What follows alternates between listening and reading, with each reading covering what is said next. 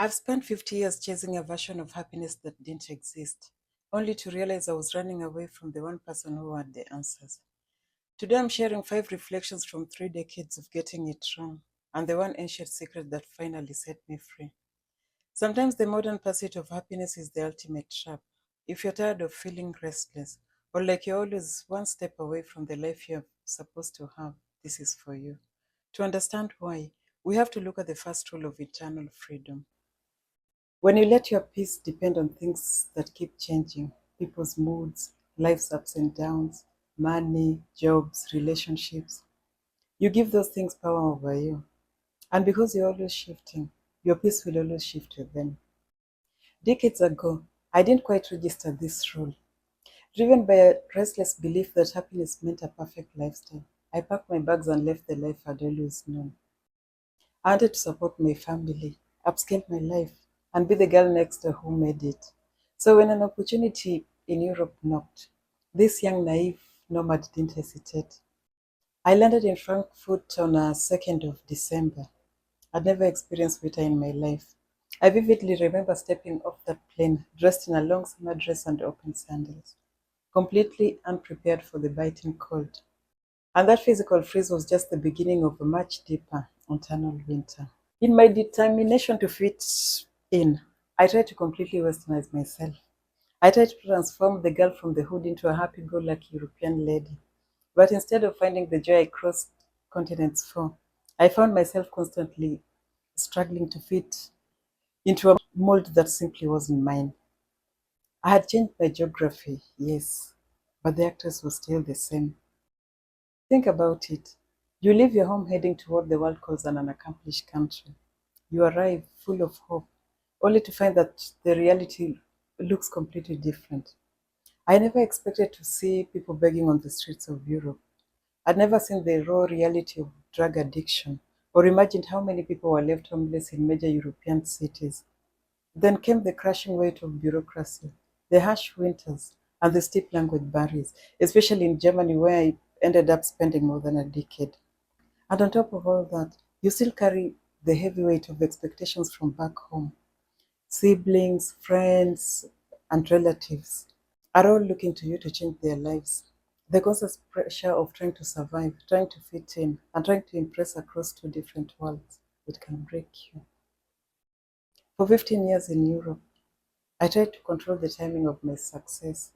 I set strict deadlines for external achievements, but reality had other plans. The corporate jobs I wanted were simply too big for me at the time. I lacked the skills and the experience. I had to take whatever came first, which meant the money did come in as I'd hoped. So things were falling apart before I'd even tasted the promised land. I started fighting things I had absolutely no power to control or change. And so I leaked immense amount of energy into anger and endless worry. And it didn't take long to realize that when dreams collide with reality, confidence can overnight turn into complete self-doubt. Over the years, I met people from every corner of the world. They had once arrived full of hope, only to be reshaped into quiet survivors. I watched vibrant souls grow guarded, fading into the loneliness of their apartments, falling into depression. And suddenly, it made me understand why so many Black diaspora churches were everywhere I went across Europe. They weren't just places of worship, they were sanctuaries of isolated souls trying to survive the cultural cold. And slowly, all that happened to me. I quickly got used to doing everything alone. I lost the simple joy of checking on people. I became a do not disturb person, just like everyone else around me who always seemed busy handling their own survival. I was always calculating, always budgeting, always stressed. Relationships started to feel like liabilities because I was hyper focused on money, sending almost everything I earned back home. Homesickness itself felt like grief. And there was the quiet shame there too, because the life abroad that was supposed to be so glamorous was something else entirely. The fear of returning home empty handed makes you emotionally tired, so you stay, always pretending everything is okay.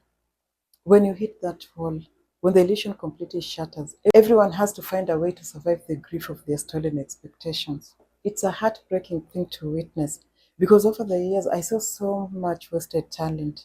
I met brilliant, highly intelligent people who I truly believe would have flourished into remarkable leaders had they stayed back in their countries. But instead, their potential was quietly crushed by the daily grind of survival. Trapped in that reality, people choose different paths. Some disappear completely into isolation, cutting off everyone from back home. Others adapt entirely. They westernize themselves, intermarry, and build a completely new existence in that direction. Many people go deeply into their faith, finding a home in those crowded diaspora churches. Some find the extraordinary external success they crossed oceans for, while others find the quiet courage to pack their bags and simply return home.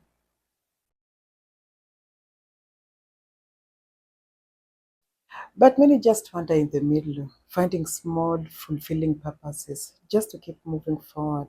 And some just break. And in the midst of that exhausting struggle, when the pressure was so close to breaking me too, I found a sanctuary. I stumbled upon the literature house in Hamburg. I turned back into something I loved doing years ago, reading. I found a book that completely redefined my decades of restlessness, The Art of Living by Epictetus. And the very first page handed me the key to escaping the trap of my own expectations. Immediately, I knew I had finally found my medicine. Epictetus was born a slave in the Roman Empire. He knew absolute physical restriction, yet he discovered a form of absolute inner freedom. He shared a simple truth that finally gave me the permission to breathe, learning the difference between what's truly mine to handle and what I have to leave to the universe. He wrote, some things are in our control and others not. The things in our control include our opinions, our desires, our boundaries. In short, our own actions. The things outside our control include the decisions of others, the weather, our boss's decision, and even the aging of our own bodies. But our true power comes from knowing the difference. True contentment isn't a destination you arrive at, a milestone you clear, or a salary bracket you hit. It's an internal discipline. It's a quiet realization that while you cannot control where the world moves, you have absolute power to anchor your own soul and to choose how you respond to everything around you. Think about how much energy we waste testing this rule. We can do everything perfectly within our power, working 60-hour weeks, delivering flawless projects, and spending our weekends upscaling. Yet, despite all that beautiful effort, the timing of a promotion just isn't in our hands. The economy may take an unexpected dip. The company could face a hiring freeze. A manager might simply choose someone else. When we tie our peace of mind into a specific date on a calendar, we gently leak away our energy, filling our days with quiet anxiety. Without meaning to, we hand over our happiness to forces completely beyond us. Imagine you spent months coordinating the perfect outdoor event. You hire a photographer for that specific sunset lighting and order delicate, pre-sensitive decorations. Then 4 days before the big day, the weather app shows rain. Instead of accepting this prediction of nature, we enter full panic mode, checking 6 different apps every 10 minutes, hoping one of them just adapts as per our wishes. We get genuinely angry at the sky, wasting a lot of energy fighting just a cloud formation. The Stoic realization here is simple. You can control the event planning, but you cannot command the clouds. What you can control is buying 10 beautiful umbrellas, moving the tables under a tent, and choosing to dance in the mud with your guests anyway. The weather alone isn't ruining your day. It's your expectation of the perfectly dry sky that steals your joy. If you're overwhelmed or emotionally drained right now, take a quiet moment to look at your thoughts. Are you wasting energy trying to control the weather, other people's perception of you, a past you can no longer change, or a future that you can't predict? Take that energy and pour it exclusively into what is truly yours, your actions, your next steps, your inner narrative. You're fully allowed to replan your life when things start falling apart. That shift alone can become your first key to contentment. And that leads us to the next truth you have to make peace with. Nothing in life stays the same. 50 years on this planet gives you a very unique perspective on time. You watch cities rise, economies shift, and seasons change. You experience the vibrant energy youth in Kenya, the structured routines of Europe, and the booming expansion of the Gulf. You see firsthand that absolutely nothing stays the same forever. But the hardest part of this truth isn't watching buildings change, it's watching the people go. I cannot count the number of people I've met and lost along this journey, whether through a seasonal drift, a bitter falling out, or the finality of death. People come and people go. I've lost very many good old friends, colleagues, and relatives back home whom I couldn't travel back to see one last time, leaving me unable to pay my final respects. When you're part of the diaspora, you often find yourself stuck somewhere over the rivers, grieving in isolation. One day, you wake up and receive the phone call you've been dreading. You've just lost one of your parents or someone else very close to your heart. You want to go, but you know that you cannot and you will not. It's either the money, the shame from going silent in your own miseries, or the lack of papers. You find yourself illegal in the promised lands, perhaps not even having an official place to stay. You are living like a bird. Your heart is back home, but you know that you're not going to stand with the rest of your family on the saddest day. You sink even more, saying a deep, silent goodbye in your own heart while carrying a heavy pain inside that no one around you can even weigh. I've known people who became so deeply isolated that even they withdrew from WhatsApp, from group chats, cutting off the last digital threads connecting them to those who could have offered support, whether moral or financial.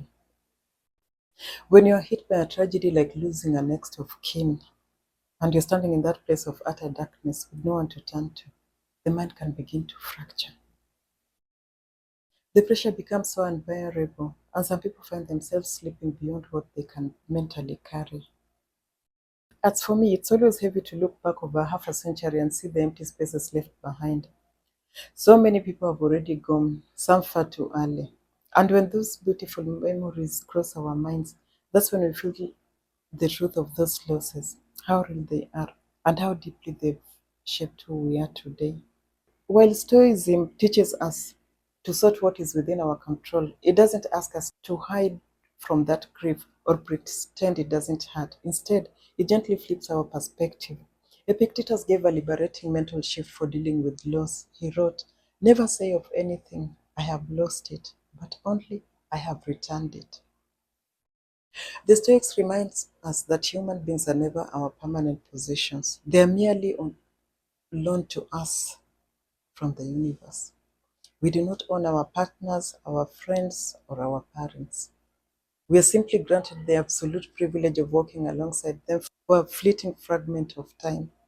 The ancient philosophers anchored this constant awareness of impermanence in the practice of memento mori, the reminder that we and everyone we love will one day go. At first, this sounds cold, almost dark, but when you are sitting alone in a room thousands of miles away from home, clutching a phone and grieving a loss you couldn't witness, memento mori becomes a strange, profound mercy. It forces you to realize that because time is so brutally short, the moments we do get are sacred. Grief is simply the price we pay for the beautiful privilege of having loved someone. Once you accept this radical impermanence, a peaceful shift happens inside you. You stop clinging so desperately to the good times, which actually allows you to enjoy them fully without the paralyzing fear of losing them. When you face dark, difficult moments, you can breathe in a deep sigh of relief because somewhere deep in your heart and mind, you already know that those moments will pass too. Our third point is probably the hardest one. It's about embracing every single part of your story and learning to love your fate just as it unfolded. The philosopher Epictetus summarized it beautifully. Do not seek for things to happen the way you want them to. Rather, wish that what happens, happens the way it happens, then you will be happy. Looking back, my life layout never matched a neat, predictable blueprint. Every single time I packed my bags to move to a new corner of the world, I faced a mountain of unexpected friction. Europe brought seasons of frustration, confusion, and profound isolation, followed by an intense restlessness that eventually pushed me to pivot and anchor my life on the Arabian Peninsula. And what I've learned is this: once you become accustomed to always moving, staying in one place feels almost impossible. You turn into a nomad of the soul, always on the move. In quiet moments, the ghosts of the past still visit me. I ask myself some heavy questions that naturally come with this age. I sit alone and think about my childhood. Not wealthy, but undeniably happy, shaped by the quiet sacrifices my parents made to ensure we never lacked the basics. And that's when the guilt creeps in.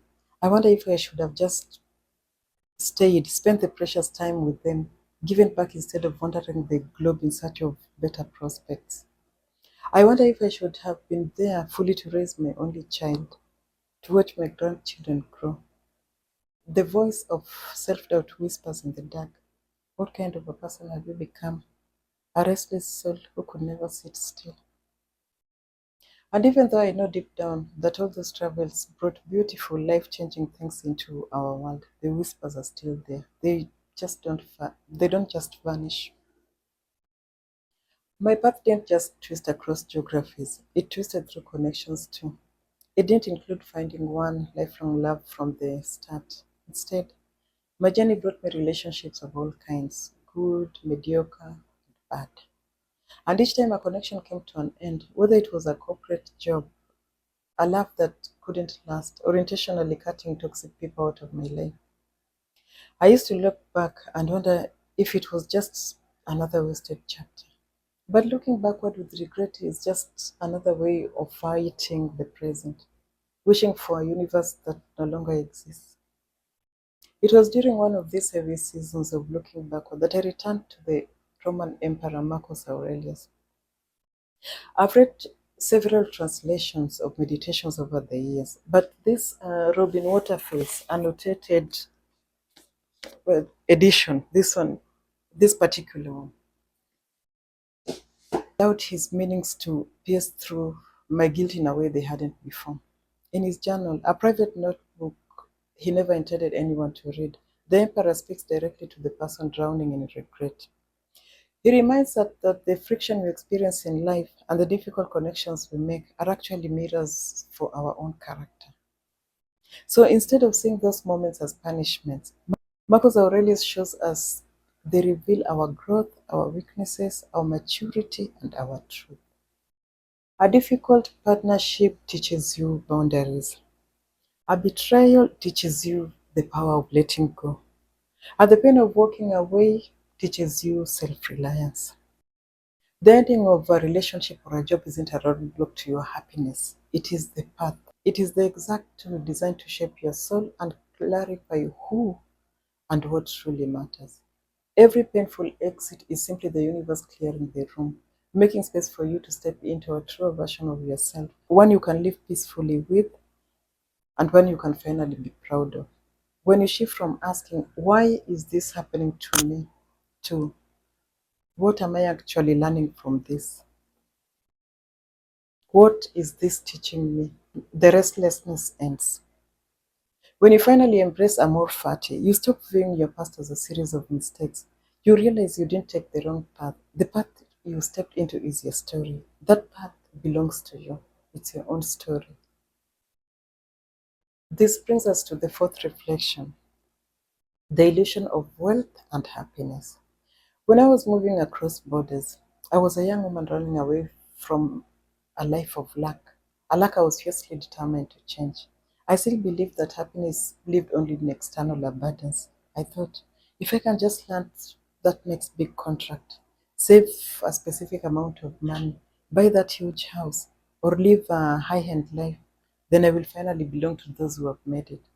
But then, every time I boarded a plane, I would cheerfully wave goodbye to my loved ones. But beneath the smile, my racing heart told a completely different story. I was absolutely terrified of the unknown. And every time I unpacked my bags in a new city, I realized I had carried my fears, my restlessness, and my anxiety right along with me. Looking back now, I'm deeply grateful that I didn't achieve massive material wealth when I was young. Because if money had come easily to me back then, I'm certain I wouldn't be sitting here speaking to you today. The comfort would have numbed the lessons. Over the years, I watched two things happen to people in my own circles who had achieved early, easy wealth. First, they lose the realistic idea of what hard work really looks like. When money arrives before struggle, it quietly rewrites the definition of hard work. People start walking through life believing everything is supposed to be smooth, fast, and convenient, and anything that requires effort or patience suddenly feels like punishment. It's astonishing how even a small amount of wealth can change people.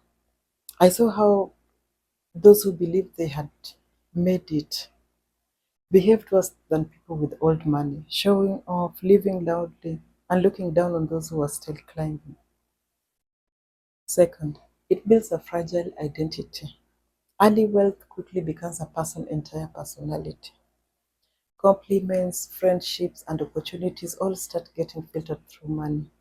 And years later, when the economy tides turn, when their initial source of income dries up, or they've simply overspent, they stop functioning. Most of them never recover, they disappear. Rejection, failure, or even normal life adjustments hit them like massive earthquakes instead of ordinary tremors. Please understand, if you're still young while watching this today, I'm not discouraging you from chasing your bigger dreams, building wealth, or seeking opportunities across borders. If I hadn't been ambitious myself, I never would have taken the massive risk of leaving my home. That thirst for a better life is what stretches us, strengthens us, and ultimately shapes who we become. But this is where we must also turn to letters from a Stoic by Seneca. He was a brilliant advisor and one of the wealthiest figures in the Roman Empire. Yet, he spent his entire life warning against this dangerous line. Seneca famously wrote, "It's not the man who has too little, but the man who craves more who is poor." Look at the modern landscape. A person can accumulate millions, yet if they spend their nights wide awake, tossing and turning with anxiety over market fluctuations, they remain entirely bankrupt in happiness. Real contentment finally hit me when I realized I could still work hard and get what I needed, but also be honest enough to say, I have enough for this much. Now I want to start living. True wealth isn't measured by what you accumulate, it's measured by how few desires you have, and knowing that you can gracefully sit back and enjoy what you've genuinely earned. Ancient Stoics chased a state called ataraxia, an unshakable inner stillness. It's the ability to find peace, whether you're watching the sunrise over the Kenyan savannah, feeling the crisp air of Europe, or walking through the quiet morning streets in the Gulf states. Stop waiting for the next job milestone, the next house, the next partner, or the next bank balance to finally allow yourself to be happy. Happiness is a local manufacturer. If you can't find it right where you're standing today, you won't find it across the horizon either. This brings us to our final reflection, one that I'd genuinely share if we were having a private one on one conversation today. You must protect your fortress and value the small things. I was born and raised in Nairobi, but my family owns a piece of land right on the shores of Lake Victoria. As a young city girl, I dreaded our family holiday visits there. I viewed the village lifestyle as primitive: the cow dung, the grazing animals, the unrefined smell of raw nature, the endless empty lake view, and the painfully slow pace of life. It took moving away, spending years in congested European capitals, and living in the Gulf region to once again fully realize that what I looked down upon back then was actually where my real treasures were hidden. When I first arrived in the Middle East, the sheer speed of change hit me before I even left the airport. My colorful Kenyan attire, vibrant and full of home, suddenly felt out of place. To blend into my new surroundings, I had to instantly adapt, wrapping myself in an abaya and hijab.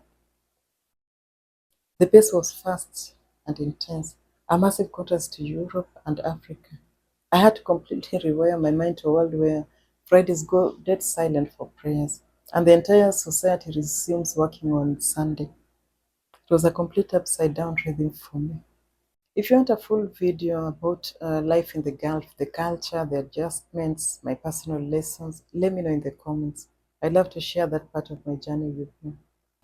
When you live in one of these fast-paced global hubs, you're basically swimming in constant external noise. Look around, 24/7 construction, drilling, heavy machinery, towering cranes, almost everywhere. Look at your phone, and it's the lifestyle hustle. Endless notifications from food deliveries, luxury apps, and networking. It's so incredibly easy to let that pressure, the urge to buy, network, and status upgrade dictate your inner peace. Seneca has a great reminder for this. To be everywhere is to be nowhere. He noticed that we are incredibly protective of our property. We lock our houses and guard our belongings, but we completely forget to guard our minds. We just let random texts, bad news, or internet comments walk right and wreck our peace. If my travel taught me anything, is that your mind needs a gatekeeper, and nobody can stand at that door but you. Choose what you consume in at all times. Today I cherish those calm waters of Lake Victoria whenever I return home. The birds whose singing once annoyed me now play melodies that sing straight into my soul. The raw nature I used to dread has become my inner oasis of peace. When I am home now, I spend more time outside than inside, just sitting and letting the European and Gulf noise fade away, surrounded by family, with a beautiful book in my hands, while the village animals wonder what this strange woman is doing here. And that is my complete contentment. We seek happiness all over the universe, yet it's often right in the very places we once looked down upon and try to turn our backs on. Those little things we ignore are exactly where we begin building our solid foundation. Value isn't created by massive life shifts or crossing oceans. It's built by stepping outside to feel the sun on your face, keeping a simple promise you made to yourself, or noticing the green leaves on a tree you walk past every day. We easily forget that the very things we dismiss as small are the exact reality someone else somewhere is praying for right now. Your happiness is 100% on you, and you don't have to travel across 3 continents to learn what took me decades to figure out. If you're finally tired of chasing illusions across the horizon, if you're ready to stop running and start building a relationship with the person staring back at you in that mirror, you have found your internal home. Thank you for walking this journey with me today. If this message resonated with you, please subscribe to the channel and drop a comment below. I'd love to hear your thoughts. And don't forget to hit that like button so the algorithm can push this video to anyone else searching for quieter life. Until next time, may your mind stay quiet wherever life takes you.